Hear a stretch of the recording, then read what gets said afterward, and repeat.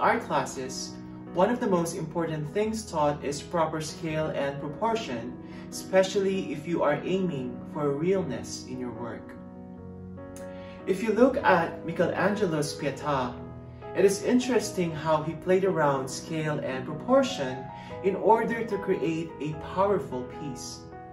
The overall shape of the sculpture is like a pyramid, with the body of the Blessed Mother enlarged as it progressed down in order to hold the body of Jesus. If you look and study it closely, the proportions are not symmetrical and natural. In this sculpture, Mary would have been taller than Jesus if she stood up. But Michelangelo, with his creativity, genius, and craftsmanship, was able to hide this by carving beautiful lifelike folds of fabrics cascading near the bottom of the sculpture.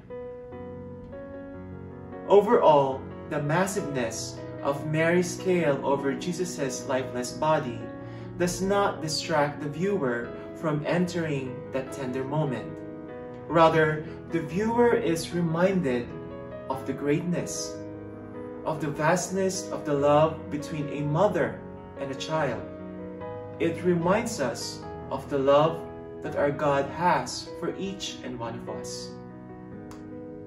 I know sometimes it is very hard to acknowledge that love from God. We may feel like we have strayed way too far, or that perhaps we may not be worthy of His forgiveness, or we feel like we are not worthy of His love. But just like the massiveness of Mary's stature in Michelangelo's Pietà, our God's mercy, forgiveness, and love have no limits. God is always there waiting for all of us to go back into His loving arms. And remember, there is always a place for everyone in God's arms. All we need to do is to acknowledge that love, accept our worthiness as sons and daughters of a good and loving God.